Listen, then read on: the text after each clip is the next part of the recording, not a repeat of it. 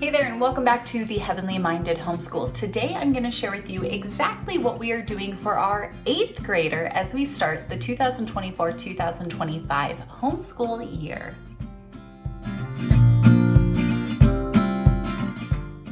I love getting to share here with you all the things that we're doing in our homeschool, be it throughout the week with our older homeschool videos that we're sharing here, and then each Saturday sharing what we're doing in this current season of homeschool. Now, as a mom who's homeschooled for a long time, I know it can be a little overwhelming, and I think especially when we get to the older grades. I know when we started homeschooling our oldest, who has been graduated, so if you want to know kind of what happens at the end of homeschool, be sure you subscribe and turn on that bell notification to see that video next Saturday. But I know when we started with him, we were kind of even like, well, we'll homeschool now. When we get to high school, we'll figure it out. And if we need to put him back into government school, we'll do that then. Well, that didn't happen, and that can be a whole nother conversation of why we didn't pursue government schooling in any way, shape, or form once we started our homeschool journey, because again, our oldest started his first couple years of school in the public school system. But starting with our daughter, Lily here, who is our 8th grader, she has been homeschooled her whole life, and she was the first child that we really got to see the effects of homeschooling the whole journey, using the better late than early that I talked about with our younger girls. Using that system from the start from her has been immensely rewarding. And so for her, she is 13, she'll be 14 here in just a little bit, going into the 8th grade. And I thought it would be fun to have a conversation about kind of what we're doing for her and really just our approach to this kind of like junior high to high school range in general that we have found with our kiddos. Now, Miss Lily will probably not be joining me for any of this. As she's gotten older, she really does not enjoy being on camera like she did when she was younger. And we absolutely respect our kiddos' decisions in that. So if you follow Heavenly Minded Home, you've seen her in different things. She's joined for Biblical Womanhood. And of course, you see her so much when she was younger, but we absolutely respect our children. If they don't want to have to put themselves on blast for the entire internet, of course, we're not going to make them do that. But I still want to have a conversation with you all about what we are doing for her homeschool and what our focus and kind of approach to these upper schooling years, you know, going into junior high and high school, really the approach we take with that. So as we've shared already, we really are honed in on the areas of focus that our family really emphasizes in our homeschool. I will say, even especially going into like the high school age, college is not a focus for us, and many reasons for that. I am not the biggest fan of college, and I think honestly, when we break it down, even without holding a religious standpoint, we see that the value of college really isn't what it used to be. I think there's much better options for our children than pursuing kind of the standard college route. And I think especially then bringing in the biblical aspect of it, that kind of pushes me even further away from the traditional college route. And so not that it can't be done with homeschool, but you're really not going to see an emphasis on that here in our home with what we do. Now, if our kids decide, and that's the Lord's path for them down the road, they of course can pursue that. It's really not that difficult. And so you don't need to be worried if you're a homeschooler, how's that going to work if that's something of importance to you? It really isn't that difficult, but it's not something that we focus on here. And so our focus would be Bible, reading, writing, math. Those are the core areas that we focus on. And then the extra pieces, so watch through to the end, are the ones that I think really have the biggest impact on our teenagers. And so for Lily with her Bible study, every day we sit down as a family here together and we read through either a theological book or just scripture in and of itself. So to start off our school year, we have been reading the book, How to Begin the Christian Life. Now, this was one that I found in the thrift store. I love thrifting. It's kind of our thing. It is written by George Sweeting. He was the president of Moody Bible Institute long time ago. And so it really is a great book that we've been reading through, really just breaking down what it truly means to be a Christian. salvation. We never want to assume our children's salvation just because they live in a Christian home, just because we read the Bible to them, just because we take them to church. And we've really had some great conversations. I love that this book has portions that we read through. It has questions at the end. Really talking through these topics is one that's been really nice to do. And again, we do it all together as a family. So from the 6-year-old all the way up, we're reading through this book together. And so Lily is of course included in that. We do that together, ask the questions, have the conversations. It's really a great time to come together and do that. Now, the other piece that she's doing specifically in relation to her schooling is she is a part of our HMH co-op. Now, that is our online co-op. We have classes from the kindergartners all the way up through 12th grade, and even more classes coming for just young adults in general. I love our co-op. I'm so thankful for it. If you guys haven't checked it out already, be sure to check the link down below. There's class signups open right now. If you're seeing this on Saturday, they close Tuesday night for our September classes. So be sure to go get signed up if you want to join some of our upcoming classes. But we have Bible classes in the HMH co-op, and we have ones for the little tiny kids and then for the older kids as well. And Lily is a part of that Bible class. They learn so much in that right now. In her class, they're reading through the book of John, and they have amazing discussions, and they do trivia and questions, and seeing what these kids are really comprehending and soaking up in this class is just the coolest thing. I love kind of listening in and hear the discussions that they're having. It's really wonderful to see. And so she takes that class, and then every 3rd month, my husband's associate pastor teaches that one, and they kind of hone in on a specific area, specific topic, and really dig in and study that. And so that is really the key basis of her schooling part of that. Now, the bigger piece to training our children up in the way of the Lord is truly our conduct and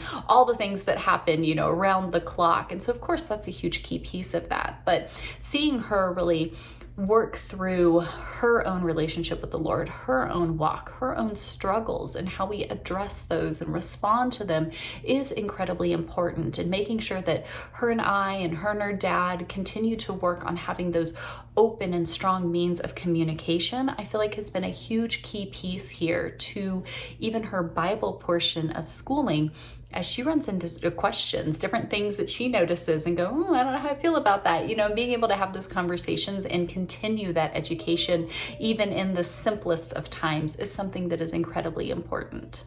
I know for many of us parents, we are in the midst of getting ready for a new school year for our kiddos. And that's why I wanted to take a quick moment here to first of all invite you to come and join us over at the Heavenly Minded Homeschool. We have a YouTube channel here where I'm sharing all kinds of homeschool content, backing up the old stuff we've done over the years and sharing what we're doing this year as well. We pray it can truly be an encouragement and a resource for homeschool families around the world, like it has been for the past nearly 7 years. And also to invite you to the HMH Co-op. That is our online co-op where we have classes going on from Bible to reading and writing and even some extra activities for the kiddos. It really is such a wonderful space. And so all of that is linked down below. As I've been pulling together my resources, getting my kiddos ready here for our new school year, one thing that we have to have, especially with things like our online co-op, even just studies that the kiddos are doing online, things that they're interested in. The internet can be such a great resource, and different videos and things that we've pulled together to use. One key component that seems so silly but has been such a struggle over the years is good headphones for my kids. We have bought so many online. They usually end up breaking. They just don't last. We have such a hard time getting them connected. And when you have multiple kids all trying to get all their things done, little things like that can really be frustrating. And so I want to give a huge shout out here and thanks to iClever. Now, we have used their headphones before. They are the only headphones I've ever purchased at a reasonable price point that last. They're very inexpensive, but great quality. Now, my kiddos were so excited to pick out new headphones for their school year. They have these ones with the cat ears that even light up and do fun things, which of course just had them so absolutely excited that they get on their little co-op classes and have their little headphones on, and they look super cute. The kids love them for how easy they are to connect and how cute they look and all of that. What I really love and appreciate is all of iClever's headphones are for kids, and so they have safety features in mind. The sound only goes up so loud. You don't have to worry about your kiddos damaging their ears due to listening to something far too loud. And so I love that they're very cushioned, very soft. They really do seal in well. So when our kiddos are doing classes, they have microphones built into them. They can be heard really well. They can hear the class really well. And it's very, very comfortable. And so again, these are so affordable on Amazon. I will leave you special links down below with discount codes just for being our friends here. And I'm really excited to share these with you, and a huge shout out to iClever, because again, their products are great. They work so well. Their customer service is wonderful, and their stuff holds up. Our kids use their headphones every single day, and these things are definitely well worth it. So come over, check out Heavenly Minded Homeschool. You can subscribe to our homeschool channel for more homeschool content. Check out the HMH co-op classes. We have classes going on right now that you can get signed up for, and check out iClever for any headphone needs that you might have. These things are so worth it. Now, the next area of focus in our homeschool would be reading. And I will say, Lily makes this so incredibly easy on me. This child, you guys can go back and watch the videos that come out during the week and see when she was learning to read, right? When she was first learning that here and we were sharing our homeschool journey online, she picked up reading so quickly. Lily is my bookaholic. She reads so much. I mean, we've gone through periods where we have grounded her from her Kindle because we couldn't stop her from reading. She really loves reading. And so it makes it really, really simple. And especially as she's gotten older, I feel like in the younger years, it was really just teaching her how to read, making sure she was reading, doing read alouds, things like that. Now she is such a proficient reader that I just encourage her to keep doing such. Now, we do have a family read aloud that we all do together each and every day. We're currently reading through All Creatures Great and Small. And so yes, we do still do read alouds even for our 8th grader, but she does plenty of reading on her own. And I really let her lead the charge in that. Now, sometimes she does join in the HMH co-op. We do have months where we have a reading focus and they have amazing classes. The teacher in it is the best. Her and her family, they're the literature people. They read great books. She brings them in. This year, they're really focusing on classic literature and reading it together and having amazing discussions. Lily has been a part of so many of those classes, and it really has opened up so much in her reading journey. And then she does a lot on her own. We go to our library each and every week. One thing I will say is I don't care who your kid is, where you're going, what you're doing.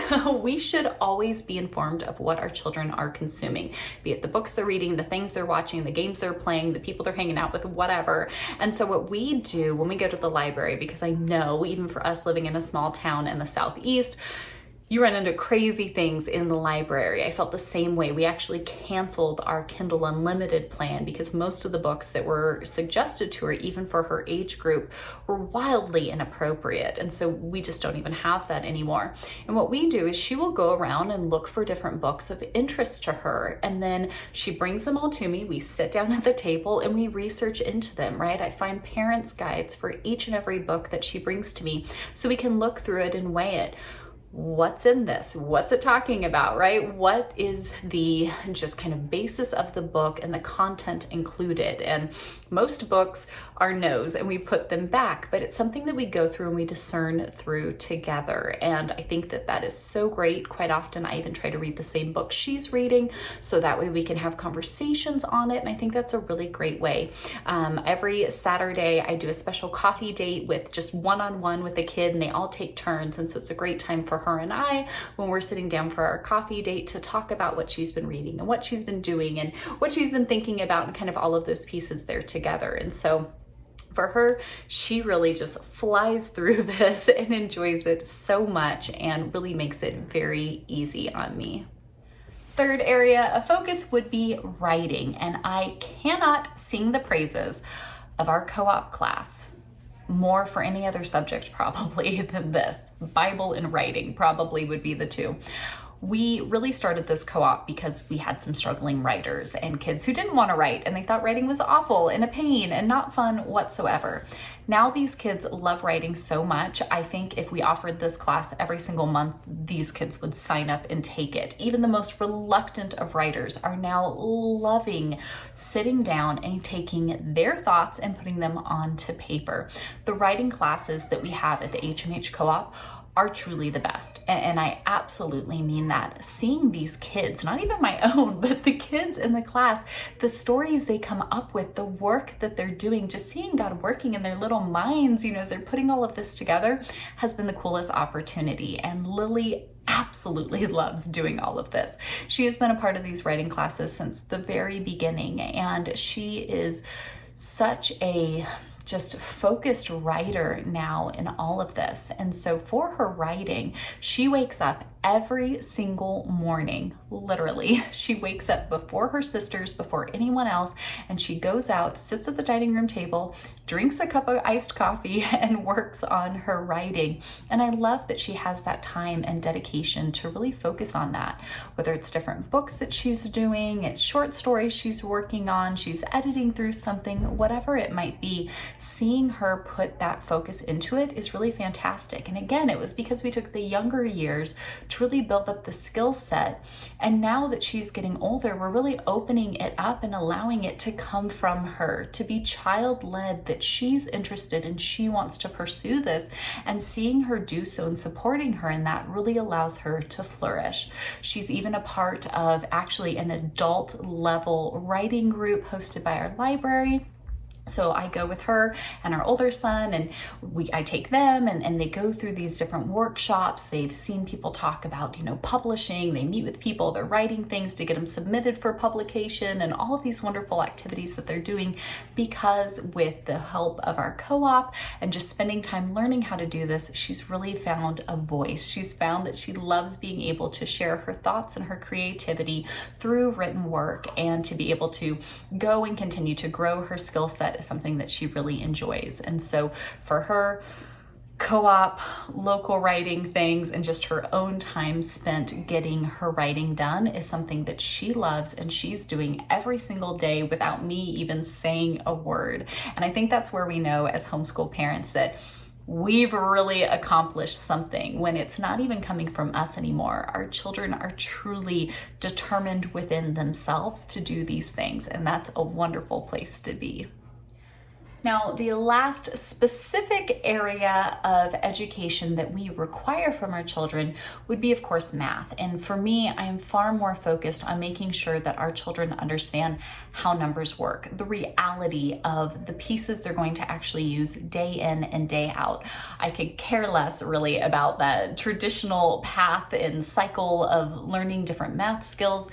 And instead, we really hone in making sure that they have the core figures just down packed. We do that through cooking, through budgeting, through games, through so many different ways, and I love that. But especially with Lily getting older, a lot of it really moves into practical math skills. I talk a lot about financial things. I want our kids to be well educated and understand how to be good stewards of any financial resources they might receive, how money works in the real world, how money works in business, how money works in mortgages and credit cards and loans and all of those things that they're going to run into, taxes, of course. And so we have lots of conversations along those lines. We read through different books, financial books, to really just look at, the basis of how all of these things come together and how we as Christians need to address these different things. Now, of course, if you have a child that is really interested in, going through algebraic expressions and dealing with things and getting to the point of, trigonometry and calculus and things like that, that's great if your child's interested in that. It's not necessary, especially in the day and age we live in today. And so it's not something that we pursue. Again, if a child is interested, sure, I will support you all the way. I took all those classes. I was honored class in everything, graduated top of my class, you name it, I did it. I'm happy to do so with you, but it's not necessary in your life. Do you understand how loans work? Do you understand how taxes work? Do you understand how to create a business and be financially successful in that? So that way you can be a good steward of the resources the Lord has given you, and that you can go and bless others with what you do have. I'm far more interested in that than anything else. And so those are things that we talk about quite often, and give her opportunities to either help me in things that we're doing or the things that she has has of her own to go and be a good steward of that and put those lessons into practice. And so for us, that is far more important than anything else that we could be doing. And so it really does just kind of come and go as we're going through different things in life and putting this knowledge in place so that it can be practiced and shown in her different situations. And now all of this leads me to my final point, which I think is so huge, especially for our teenagers. When they're young, we want them to adventure. We want them to explore. We want them to just love learning, because the more that they love asking questions and thinking and using logic and reasoning and working through all of that, really it's going to just set them up for a lifetime of success. And especially our kiddos as they get older, then I think it's great to give them a lot of open-ended time to say, all right, what interests you? Where do you want to go? What do you really feel the Lord calling you to do? What gifts do you have, right? Where are you at? And so I will say for Lily, there's many different things that she pursues. She found a cooking class over the summer that she asked to sign up for, and we signed up, we went each week, and she put all those things into practice. And so I see many different ways now that she wants to bring in cooking and doing different things. And so I want to support her in that so that way she can pursue things she's interested in.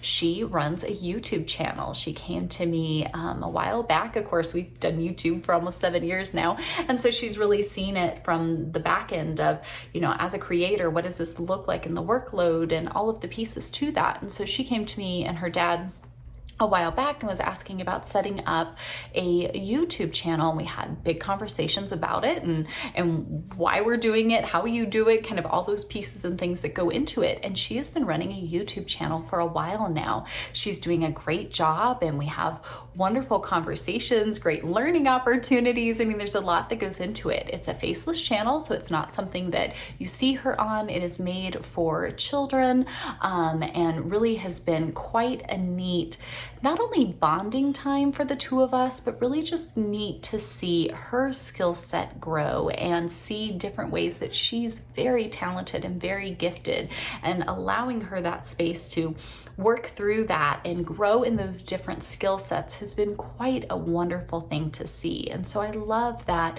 she has that open-ended time, that she gets done the things that she needs to get done, but then she can go and create and build and try different things and see what works for her, what she's passionate about, where she can find her gifts put to use. And so that is something that she spends a lot of time on. Outside of that, she does a lot around the house, seeing how she loves connecting with her siblings and just lending a hand and doing different things between our homestead and the animals that she loves working with.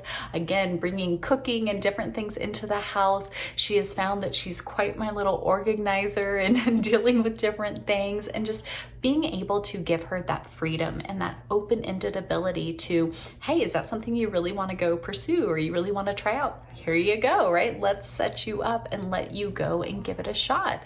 And seeing her grow in that has really been an amazing thing to just go through. And I'm very thankful that while we focused on the core, that's really given her a strong foundation to kind of launch off of and go and pursue the things that she wants to. And that is something that I think we all should look at as parents and go, hey, I want to give you that firm foundation so that way we can supportively help you reach those things that you really have an interest in. Of course, Lily is quite my little artist. She has many different things that she creates, things that she paints. I'll show it to you. She even made me, I love this, she made me a little jewelry tray based off of my cat. It looks just like him. And so I have this precious little jewelry tray here that she made me. I love seeing the things that she creates and just seeing that mind and that workmanship that God has given her just come to life all around us. And so being able to pursue pursue these things and be alongside our kids for this is really the greatest blessing of parenthood. And so for 8th grade, at least starting off, this is where we're at for Miss Lily. She has many different things she would like to try. Again, growing her business on YouTube and different things that she's working on and skill sets that she's really nurturing, and being able to support her, encourage her, and do them alongside of her has been a wonderful, wonderful thing to see her grow into such a just beautiful young lady who loves the Lord and is growing each and every day, doing her best and honing in on these different skills. And so that's what we have going on, at least for the start of our 8th grade year here for Lily. And if you ever have any questions, want to see anything else, have anything else answered, of course, leave us a comment down below. Otherwise, we're excited to keep sharing a little bit about what our family is doing around here in hopes that it can be an encouragement for at least any other families that might be looking for something, even if it's a little out of the box and not quite the norm. That's okay. We'll see you on the next one. Bye, friends.